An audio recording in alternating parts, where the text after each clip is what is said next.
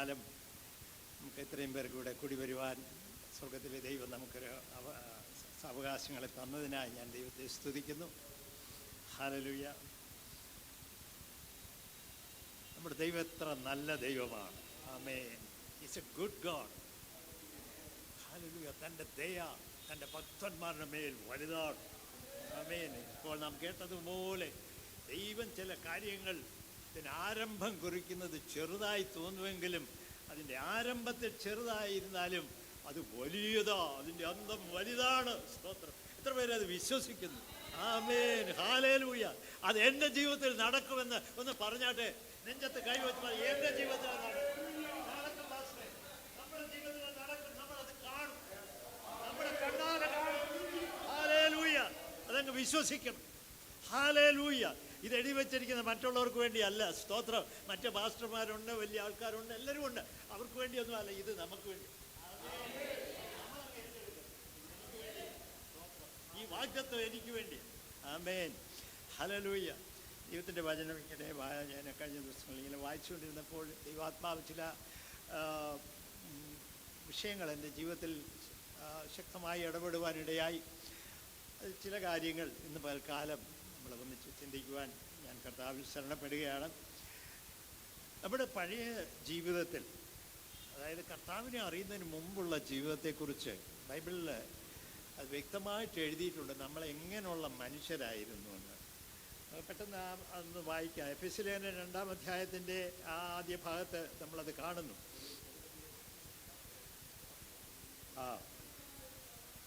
2-ാം അധ്യായത്തിൻ്റെ 1 മുതലുള്ള 2-3 വാക്യങ്ങളിൽ അവിടെ എഴുതിയിട്ടുണ്ടല്ലോ.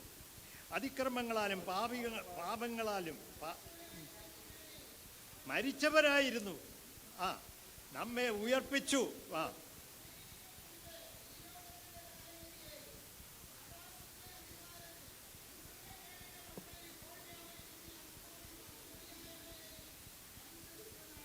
ഹല്ലേലൂയ. നമ്മൾ ഈ പൈശാചിക ബന്ധനങ്ങൾ എന്നൊക്കെ നമ്മൾ പറയല്ലേ, അതിനെ അനുസരിച്ച് നടന്ന ഒരു കാലഘട്ടം ഉണ്ടായിരുന്നു. നമ്മുടെ എല്ലാം ജീവിതത്തിലുണ്ട് അല്ലേ? വായിക്കുക. ജഡമോഹങ്ങളിലായിരുന്നു നടന്നത്. വായിക്കുക.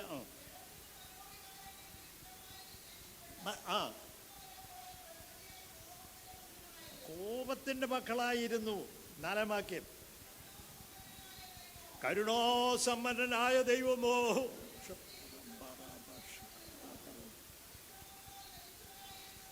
മരിച്ചവരായിരുന്നു, നമ്മെ ജീവനിലേക്ക് കർത്താവ് കൊണ്ടുവന്നു. ആമേൻ. ഹല്ലേലൂയ. ഹല്ലേലൂയ. ഈ ഭാഗം യേശു കർത്താവ് ലൂക്കോസിന്റെ സുവിശേഷം 15-ാം അധ്യായത്തിൽ വരുമ്പോൾ നല്ല ഒരു രീതിയിൽ അത് ഒരു നല്ല പിക്ചർ വരച്ചിരിക്കുന്നത് പോലെ, ക്യാൻവസിൽ ഒരു പിക്ചർ കലാകാരന്മാർ വരച്ചിരിക്കുന്നത് നമ്മളിങ്ങനെ കണ്ടിട്ടില്ലേ? സ്തോത്രം. അങ്ങനെ ആ ഭാഗം അവിടെ നമ്മളിങ്ങനെ ഭംഗിയായി കർത്താവ് വരച്ചു വെച്ചിരിക്കുന്ന ഒരു പിക്ചർ അവിടെ കാണുന്നുണ്ട്. ലൂക്കോസിൻ്റെ സുവിശേഷം 15-ാം അധ്യായം, അതിലെ ആദ്യത്തെ ഭാഗം 2 ഉപമയാണ്. പിന്നെ മൂന്നാമത്തെ കാര്യം ഒരേ സബ്ജക്റ്റ്, ഒരേ കാര്യം. കാണാതെ പോയതിനെ കണ്ടുകിട്ടിയിരിക്കുന്നു, അതിൽ സന്തോഷിക്കുക എന്നുള്ള വിഷയം. ഒരേ കാര്യം 3 സംഭവങ്ങളായിട്ട് അവിടെ കർത്താവ് ചിത്രീകരിക്കുകയാണ്. അതിൽ ആദ്യത്തെ 2 നമ്മളെങ്ങനെയാണ് വായിക്കുന്നത്? 15-ാം അധ്യായത്തിലേക്ക് വരിക. സ്തോത്രം. അതിൻ്റെ 4-ാം വാക്യം വായിക്കുമ്പോൾ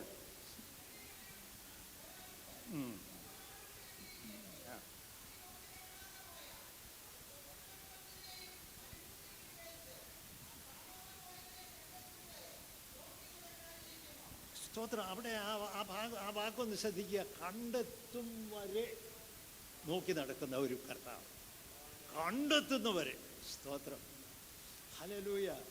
അപ്പോൾ ദൈവത്തിൻ്റെ ആ സൂക്ഷ്മമായിട്ടുള്ള ആ തിരക്കി വരുന്ന ആ സ്വഭാവം അവിടെ കർത്താവ് കാണിക്കുകയാണ്. സ്തോത്രം. നമ്മൾ രക്ഷിക്കപ്പെട്ട ഒരു ദൈവോയിതൽ, നാം ദൈവത്തിൽ നിന്ന് ഒരല്പം അകന്നു പോകുന്ന ഒരവസ്ഥ നമ്മുടെ ജീവിതത്തിൽ ഉണ്ടായാൽ, ഒരിക്കലും ഉണ്ടാകാൻ പാടില്ല. അങ്ങനെ ഉണ്ടായാൽ, സ്തോത്രം, കർത്താവിൻ്റെ ആ പ്രവൃത്തി അവിടെ എഴുതിയിരിക്കുന്നത്, കർത്താവ് എന്ത് ചെയ്യും? കാണാതെ പോയതിനെ കണ്ടെത്തും വരെ നോക്കി നടക്കുമെന്നാണ് എഴുതിയിരിക്കുന്നത്. സ്തോത്രം. നോക്കി നടക്കുന്ന ഒരു കർത്താവിനെ അവിടെ വരച്ച് കാണിക്കുന്നത്. ഹല്ലേലൂയ. ഇനി താഴോട്ട് വരുമ്പോൾ ദ്രഹ്മയുടെ കാര്യം വായിക്കുമ്പോൾ 9-ാം വാക്യം,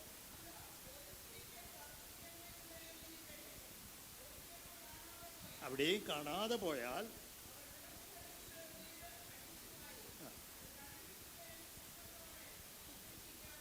അവിടെ ഒരു വാക്ക് കാണുന്നു, സൂക്ഷ്മത എന്ന് പറയുന്ന ഒരു വാക്ക്. ശ്രദ്ധിച്ചോ? സൂക്ഷ്മത. ഹല്ലേലൂയ. സൂക്ഷ്മതയോടെ അന്വേഷിക്കുന്ന കർത്താവ്.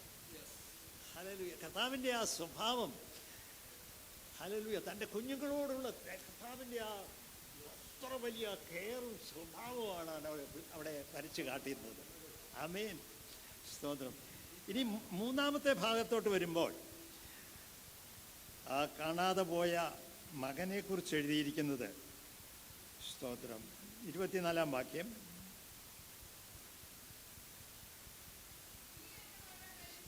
ഈ എൻ്റെ മകൻ മരിച്ചവനായിരുന്നു, വീണ്ടും ജീവിച്ചു, കാണാതെ പോയിരുന്നു, കണ്ടുകിട്ടിയിരുന്നു.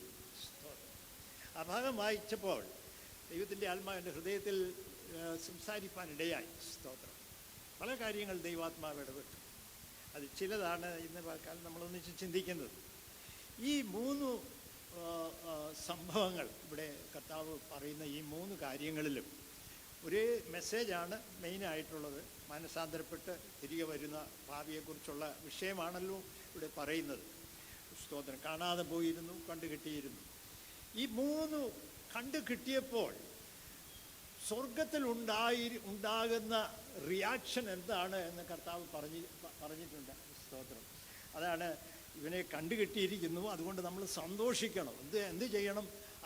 ആൾക്കാരെയൊക്കെ വിളിച്ച് പാർട്ടി നടത്തുകയാണ്. ഈ 3 സംഭവത്തിലും ഒരേപോലെ കാണുന്ന ഒരു വിഷയമാണ് പാർട്ടി നടത്തുക. സ്തോത്രം. അങ്ങനെ വിളിച്ച് സന്തോഷിക്കണമെങ്കിൽ അതിന് 2 കാരണങ്ങളാണ്. ഒന്ന്, ഈ കാണാതെ പോയത് വളരെ വിലപ്പെട്ട ഒരു വസ്തുവായിരുന്നു. ഹല്ലേലൂയ. അതിൻ്റെ ഉടയവൻ ഇത് വിലപ്പെട്ട ഒരു കാര്യമാണ്. അതുകൊണ്ടാണ് അവിടെ ആൾക്കാരെ വിളിച്ച് എല്ലാവരും കൂടെ അയൽക്കാരെയൊക്കെ വിളിച്ചു കൂട്ടുന്നത് സന്തോഷിക്കുവാൻ. ഇത് വളരെ വിലപ്പെട്ടാണ്. ഹല്ലേലൂയ. രണ്ടാമത്, സ്തോത്രം, ഇത് വിലപ്പെട്ടത് മാത്രമല്ല, ഇത് തനിക്ക് ഏറ്റവും പ്രിയപ്പെട്ടതാണ്. അതുകൊണ്ടാണ് ഇത് നഷ്ടപ്പെട്ടാൽ അതിന്റെ പുറകെ നോക്കി നടക്കും. സൂക്ഷ്മതയോടെ നോക്കുക. ഞാൻ എങ്ങനെ എന്റെ മകനെ തിരിച്ച് അതിനെ യഥാസ്ഥാനപ്പെടുത്തണം, എന്റെ മകനെ എങ്ങനെ ഞാൻ ദൈവസ്നേഹത്തിൽ യഥാസ്ഥാനപ്പെടുത്തണം, എന്റെ സന്നിധിയിലേക്ക് അവളെ കൊണ്ടുവന്ന് ആനന്ദിപ്പിക്കണം, അത് എങ്ങനെ സാധിക്കും? കർത്താവ് സൂക്ഷ്മതയോടെ അന്വേഷിക്കും. ആമേൻ. ഹല്ലേലൂയ. ഇതിൽ എന്നെ ചിന്തിപ്പിച്ച ഒരു പ്രത്യേക ഒരു ഭാഗം ഞാൻ ഷെയർ ചെയ്യട്ടെ. ഈ 15-ാം അധ്യായത്തിൽ ഈ കാണാതെ പോയ മകനെക്കുറിച്ച് നമ്മൾ പ്രോഡിഗൽ സൺ എന്ന് പറയും, മുടിയനായ പുത്രൻ എന്നൊക്കെ നമ്മൾ പറയും. ബൈബിളിലൊന്നും ആ വാക്കുകൾ കാണുന്നില്ല. നമ്മളങ്ങനെ അങ്ങനെ പേര് കൊടുത്തിരിക്കുന്നു, മുടിയനായ പുത്രൻ. ഇവൻ്റെ അവസ്ഥയെക്കുറിച്ച് നമ്മൾ ബൈബിൾ വ്യക്തമായി കർത്താവ് അത് ചിത്രീകരിച്ചിരിക്കുന്നത്, ഇവൻ ഒരു റിബല്യസ് സ്പിരിറ്റുള്ള ഒരു വ്യക്തിത്വമായി. അവൻ്റെ ഉള്ളിൽ ഈ മത്സര സ്വഭാവം, കീഴ്പ്പെടുവാൻ, അധികാരങ്ങൾക്ക് കീഴ്പ്പെടുവാൻ കഴിയാത്ത ഒരു മത്സര സ്വഭാവം അവൻ്റെ ഹൃദയത്തിനകത്ത് ഇങ്ങനെ പ്രവർത്തിച്ചുകൊണ്ടിരുന്നു. മത്സരം ആഭിചാരം പോലെ എന്നാണ് ദൈവത്തിൻ്റെ വചനം പറയുന്നത്. ഈ മത്സര സ്വഭാവം അവനെ കൊണ്ടെത്തിച്ചത് എവിടെയാണ്? തൻ്റെ അപ്പൻ്റെ വീട്ടിൽ നിന്ന് ഒരു പന്നികളെ മേയ്ക്കുന്ന പന്നിക്കൂട്ടത്തിൻ്റെ ഇടയിൽ അവനെ കൊണ്ടെത്തിച്ചത് ആ മത്സര സ്വഭാവം. ഹല്ലേലൂയ. ഈ പന്നിക്കൂട്ടത്തിൻ്റെ ഇടയിൽ കിടക്കുമ്പോൾ ഒരുപക്ഷെ അവൻ അവിടെ കിടന്നുറങ്ങാനും ഒക്കെ അവിടെ അവസരമുള്ളൂ. ഒരു ക്ഷീണം വരുമ്പോൾ അവൻ ആ പന്നികളെ ആ കൂട്ടിൻ്റെ അടുത്തൊക്കെ ആയിരിക്കും ഒരുപക്ഷെ കിടന്നുറങ്ങുന്നത്. അവന് വേണ്ടത്ര ആഹാരം കിട്ടുന്നില്ല. അപ്പൊ അവന്റെ സ്മെല്ല് തന്നെ പന്നിയുടെ സ്മെല്ലാണ്.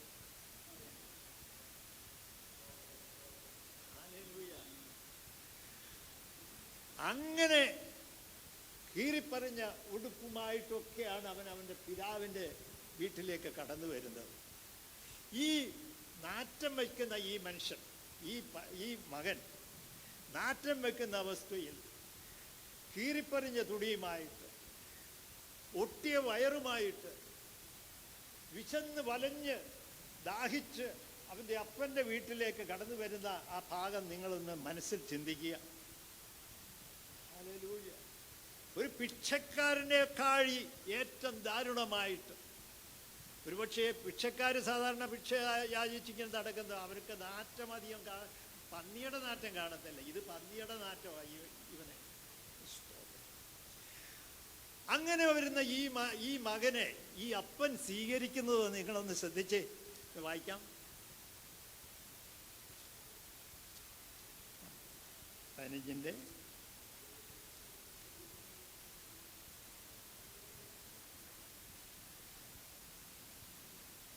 വായിക്കാം നമുക്ക് 20 വാക്യം മുതൽ.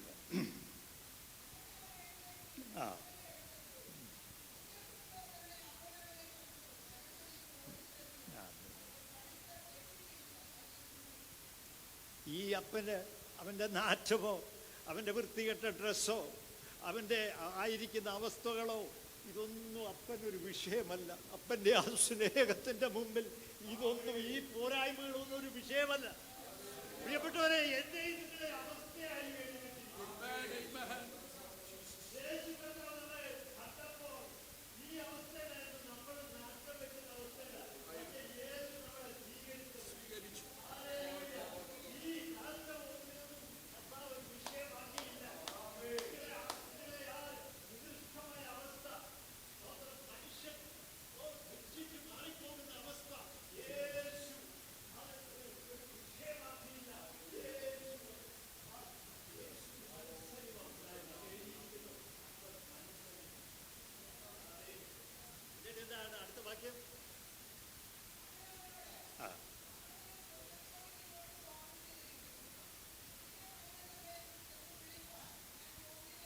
അതാ യഥാർത്ഥ മാനസാന്തരം.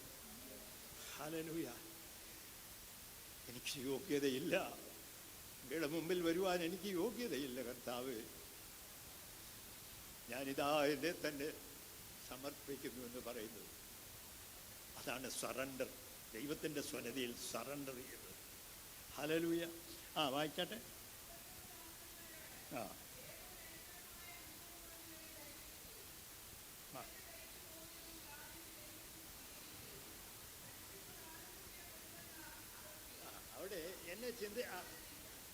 അവിടെ എന്നെ ചിന്തിപ്പിച്ച ആ വിഷയം, ഈ മകൻ ഈ കീറിപ്പെറിഞ്ഞ വസ്ത്രവുമായിട്ട് ആകെ നാറ്റം വെച്ചവനായിട്ട് കടന്നു വരികയാണ്. വേർത്ത് ഒലിച്ച് കീറിപ്പറിഞ്ഞ വസ്ത്രത്തിൽ പന്നിയുടെ നാറ്റവും വഹിച്ചുകൊണ്ട് വരുന്ന ഈ വ്യക്തിയെ ഈ പിതാവ് മേത്തരമായി അവരുടെ കൊണ്ടുവന്ന് ചലിപ്പിച്ചു. ഞാൻ ആ ഭാഗം ഇങ്ങനെ ദൈവസന്നിധിയിൽ ഇങ്ങനെ ധ്യാനിച്ചപ്പോൾ ദൈവാത്മാവ് കുറേ കാര്യങ്ങൾ എന്നെ അതിനോട് ബന്ധപ്പെട്ട് ദൈവം എന്നെ കാണിച്ചു. ഹല്ലേലൂയ. 1 കൊരിന്ത്യർ 10-ാം അധ്യായം വായിക്കുമ്പോൾ അവിടെ ഇങ്ങനെ വായിക്കുന്നു. 1 കൊരിന്ത്യർ 10-ന്റെ ആദ്യ ഭാഗം, അവർക്ക് സംഭവിച്ചത് നമുക്ക് ദൃഷ്ടാന്തമായിരിക്കുന്നു എന്ന് പറഞ്ഞൊരു വാക്കല്ലേ. ഇസ്രായേൽ മക്കൾ മിസ്രയീമിൽ നിന്ന് പുറപ്പെട്ടു വരുന്നത്, അത് ചെങ്കടൽ കൂടി നടക്കുന്ന, ഇത് സ്നാനത്തിന് മുൻകുറി എന്നൊക്കെ പറഞ്ഞ് അവിടെ വായിക്കുന്നുണ്ട്. അത് കഴിഞ്ഞിട്ട് അതിൻ്റെ താഴെ പൗലോസ് അപ്പോസ്തലൻ എഴുതി വച്ചിരിക്കുകയാണ്, ഇത് നമുക്കൊരു ദൃഷ്ടാന്തമാണ്. സ്തോത്രം. ഹല്ലേലൂയ. അവർ രക്ഷിക്കപ്പെട്ടവരാണ്. അവര് ചോരത്തളിയെ ആചരിച്ച് ഒരു ആടിനെ അറുത്ത് ചോരത്തളിയെ ആചരിച്ച് അവർ പുറത്ത് വന്നവരാണ്. സ്തോത്രം. സ്നാനമാകുന്ന ചെങ്കടൽ കൂടി കടന്നു വന്നവരാണ്. മരുഭൂമിയിൽ വന്ന് മന്ന ഭക്ഷിച്ചവരാണ്. സ്തോത്രം. ഇതൊക്കെ ആണെങ്കിലും അവരുടെ ഉള്ളിൽ പഴയ ഈജിപ്തിൻ്റെ സമ്പ്രദായങ്ങൾ മാറിയിട്ടില്ലായിരുന്നു, ആ സ്വഭാവങ്ങൾ മാറിയിട്ടില്ലായിരുന്നു. അതുകൊണ്ട് നമുക്കറിയാം താഴോട്ട് വരുമ്പോൾ അവർക്ക് ചിറ്റുള്ളി, എന്തൊക്കെയാ, വെള്ളരിക്ക, ചിറ്റുള്ളി, ഇതെല്ലാം ഇപ്പോഴും ആ മോഹങ്ങൾ ഇങ്ങനെ കിടക്കുകയാണ്. അവർ പറയാ, ഈജിപ്തിൽ എനിക്ക് അവർക്ക് എന്തെല്ലാം ഉണ്ടായിരുന്നു പാസ്റ്ററെ, അയ്യോ അവിടുത്തെ കാര്യങ്ങൾ എന്തെല്ലാം ഉണ്ടായിരുന്നു, മീനൊക്കെ ഫ്രീയായിരുന്നല്ലോ, അവിടെ നൈൽ നദിയില്ലേ, ഇഷ്ടം പോലെ മീനൊക്കെ കിട്ടുമായിരുന്നു. പക്ഷെ ഈ മരുഭൂമി വന്ന് ഒന്നുമില്ല, വെറും ഈ മഞ്ഞ മാത്രം. ഹല്ലേലൂയ. അവർ പിറുപിറുത്തു. അവരുടെ ആ പഴയ മിസ്രയീമിന്റെ പഴയ അവസ്ഥകൾ അവരുടെ ജീവിതത്തിൽ നിന്ന് മാറ്റപ്പെട്ടിട്ടില്ല. നമുക്കറിയാം എന്ത് സംഭവിച്ചെന്ന്. ആ പിറുപിറുത്തവരുമെല്ലാം മരുഭൂമിയിൽ പട്ടുപോയി. സ്തോത്രം. യോശുവയുടെ നേതൃത്വത്തിൽ ഈ ജനത്തെ വാഗ്ദത്ത കനാനിൽ എത്തിച്ചു കഴിഞ്ഞപ്പോൾ, സ്തോത്രം, കനാൻ ദൈവം അവർക്ക് വാഗ്ദത്തം ചെയ്ത് കൊടുത്തിരിക്കുകയാണ്. കർത്താവേ ഞാൻ തന്നിരിക്കുന്നു, പക്ഷേ അവിടെ യുദ്ധം ചെയ്യേണ്ട അവസ്ഥകളാണ്. കനാനിൽ അത് ഏറ്റെടുത്ത് അതിനെ അവകാശപ്പെടുത്തണമെങ്കിൽ യുദ്ധം ചെയ്യണം. ഹല്ലേലൂയ. ജഡത്തിന്റെ പ്രവൃത്തികളെ മരിപ്പിക്കണം. ഇല്ലെങ്കിൽ ഇപ്പോഴും ജഡമോഹം നമ്മിൽ ഉയർന്നു വരും പ്രിയപ്പെട്ടവരെ. ഹല്ലേലൂയ. ജഡത്തിന്റെ പ്രവൃത്തികളെ മരിപ്പിച്ചേ പറ്റുള്ളൂ. പഴയ മനുഷ്യനെ ക്രൂശിച്ചെങ്കിൽ മാത്രമേ പറ്റുള്ളൂ ഒരു വിശുദ്ധ ജീവിതം ചെയ്യണമെങ്കിൽ. ഹല്ലേലൂയ. വായിക്കാം യോശുവയുടെ ബുക്ക് ഓഫ് ജഡ്ജസ്, ന്യായാധിപന്മാരുടെ പുസ്തകം 2-ാം അധ്യായത്തിലേക്ക് വരുമ്പോൾ ഒരു ഭാഗം അവിടെ പെട്ടെന്ന് ഞാനൊന്ന് വായിച്ചോട്ടെ. ന്യായാധിപന്മാരുടെ പുസ്തകം 2-ാം അധ്യായം 1-ാം വാക്യം. ആ ആ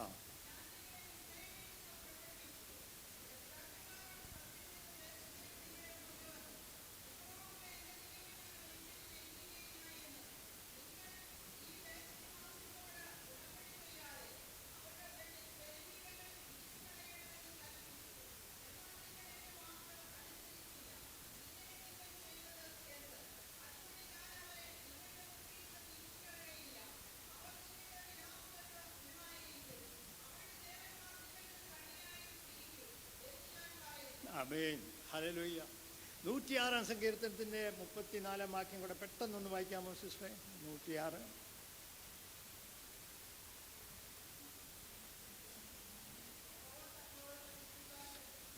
യഹോവ തങ്ങളോട് നശിപ്പിക്കുവാൻ കൽപ്പിച്ച പോലെ ജാതികളെ നശിപ്പിച്ചില്ല, ഇടകലർന്നു പോവും. അവരുടെ പ്രവൃത്തികളെ പഠിച്ചു. പിന്നെ അവിടെ താഴോട്ട് കുറെ കാര്യങ്ങൾ എഴുതിയിട്ടുണ്ട്. ഹല്ലേലൂയ. വീട്ടിൽ പോയി വായിച്ചാൽ മതി. പ്രിയപ്പെട്ടവരെ, ഈ ജനത്തിന് സംഭവിച്ചത് എന്താണെന്ന് നമുക്കറിയാം. 31 രാജാക്കന്മാരെ യോശുവയുടെ സമയത്ത് നശിപ്പിക്കുവാൻ ഇടയായി വാഗ്ദത്ത നാട്ടിൽ. ആ വാഗ്ദത്ത നാട് പിടിച്ചെടുക്കണമെങ്കിൽ ഒരു യുദ്ധം, അവർക്ക് യുദ്ധം ആവശ്യമായിരുന്നു. ഒരു യുദ്ധം എന്നല്ല, യുദ്ധങ്ങൾ ആവശ്യമായിരുന്നു.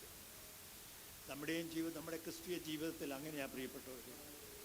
നമുക്കും പോരാട്ടങ്ങളുണ്ട്. നമ്മുടെ ജീവിതത്തിൽ തന്നെ പുറത്തുനിന്ന് പോരാട്ടങ്ങളുണ്ട്, അകത്തുനിന്നുമുണ്ട്. സ്തോത്രം. നമ്മുടെ ജഡത്തിൻ്റെ സ്വഭാവങ്ങൾ പല സമയങ്ങളായി നമ്മളറിയാതെ അത് നമ്മളിൽ നിന്ന് പൊങ്ങി വരുവാനിടയായി. പിശാച് അതിൽ നിന്ന് വേണ്ട കണികളെ വെച്ചൊരുക്കും.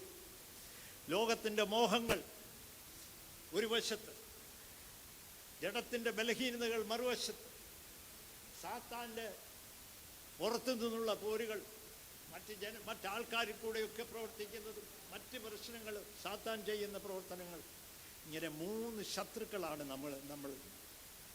നമ്മൾ അഭിമുഖീകരിക്കുന്നത്. നമ്മളൊരു സ്പിരിച്വൽ ബാറ്റിലിൻ്റെ നടുവിലാണ് പ്രിയപ്പെട്ടവരെ. ഹല്ലേലൂയ. ഈ അകത്തുള്ളതിനെ ദൈവം വാഗ്ദത്തം ചെയ്തിരിക്കുകയാണ്. പക്ഷേ അവിടെ ഇപ്പോൾ ജാതികളാണ് ഭരിക്കുന്നത്. ജാതിക സ്വഭാവങ്ങൾ ഇന്നും നമ്മുടെയൊക്കെ ജീവിതത്തിൽ പലപ്പോഴായിട്ടുണ്ട്. ഇതിനെയെല്ലാം നശിപ്പിച്ചേ പറ്റും. ഇതിൻ്റെ മേൽ ജയമെടുക്കുക എങ്ങനെ പറ്റും പ്രിയപ്പെട്ടവരെ? ഇത് പറ്റും, ആത്മാവിനാൽ പറ്റും, പരിശുദ്ധാത്മാവിനാൽ. ഇതെങ്ങനെ സംഭവിക്കുമെന്ന് ചോദിക്കുമ്പോൾ അവിടെ ദൂതൻ പറയുന്ന ഒരു വാക്യമുണ്ട്, ലൂക്കോസിന്റെ സുവിശേഷം 1-ാം അധ്യായത്തിൽ മറിയയോട് പറയുന്ന ഒരു വാക്യം, പരിശുദ്ധാത്മാവ് നിന്റെ മേൽ വരും, ഹല്ലേലൂയ, അത്യുന്നതന്റെ ശക്തി നിന്റെ മേൽ നിഴലിടും, ഹല്ലേലൂയ. അങ്ങനെയാണ് ഇത് സംഭവിക്കുന്നത്. പരിശുദ്ധാത്മാവിന്റെ ശക്തി കൂടാതെ നമുക്ക് ഇതിനെ ജയിക്കാൻ കഴിയില്ല, ജഡത്തെ ജയിപ്പാൻ കഴിയുകയില്ല. ഈ ലോകത്തിന്റെ മോഹങ്ങളെ ജയിപ്പാൻ കഴിയുകയില്ല. ലോകത്തിന്റെ പ്രമാണങ്ങൾക്ക് ഒത്ത് നമ്മൾ ഇങ്ങനെ അങ്ങ് പോകും. ഹല്ലേലൂയ. അപ്പോൾ ഒരു സൈഡിൽ ഇത് വിലാപ്പുറത്ത് മുള്ളുപോലെ വിഷയങ്ങൾ ഇങ്ങനെ ഓരോന്നിങ്ങനെ നമ്മുടെ ജീവിതത്തെ വളരെ കഷ്ടപ്പെടുത്തിക്കൊണ്ടിരിക്കുന്ന അവസ്ഥ. അതാണോ പ്രിയപ്പെട്ടവരെ ദൈവം നമ്മെക്കുറിച്ച് ആഗ്രഹിക്കുന്നത്? അല്ല. എൻ്റെ ജനത്തിനൊരു സ്വസ്ഥതയുണ്ട്. എബ്രായ ലേഖനത്തിൽ വായിക്കുന്ന ഒരു സ്വസ്ഥതയുണ്ട്, വിശ്രാമമുണ്ട്. എന്നാൽ ഇന്ന് എത്ര പേർക്ക് വിശ്രാമം ഉണ്ട് പ്രിയപ്പെട്ടവർ? ഉള്ളിൻ്റെ ഉള്ളിലോട്ടൊന്ന് കയറി നോക്കിയാൽ വിശ്രാമമുണ്ടോ? സമാധാനം അനുഭവിക്കുന്നുണ്ടോ? സന്തോഷം, തികഞ്ഞ സന്തോഷം അനുഭവിക്കാൻ കഴിയുന്നുണ്ടോ? ഹല്ലേലൂയ. വിലാപ്പുറത്ത് മുള്ളാണ്. ഹല്ലേലൂയ. നമുക്ക് എന്താ വേണ്ടത്? പരിശുദ്ധാത്മാവിൻ്റെ ശക്തിയാണ്. നമുക്ക് ദൈവത്തോട് പറയാം, പരിശുദ്ധാത്മാവേ അങ്ങ് വരണമേ, അങ്ങയുടെ ശക്തിയാൽ ഞങ്ങളെ നിറയ്ക്കണമേ. ഹല്ലേലൂയ. ഞങ്ങൾക്ക് ഈ ക്രിസ്തീയ ജീവിതം ജയത്തോടെ ഓടി ജയിക്കണമെങ്കിൽ പിതാവേ സ്തോത്രം, അങ്ങയുടെ ആത്മാവ് ഞങ്ങളുടെ മേൽ വരണം, ശക്തിയോടെ വരണം. ഹല്ലേലൂയ. അത് നമ്മുടെ പ്രാർത്ഥനയായിരിക്കട്ടെ. സമയം തന്ന കർത്താവിൻ്റെ ദാസനോട് നന്ദി അറിയിച്ചു.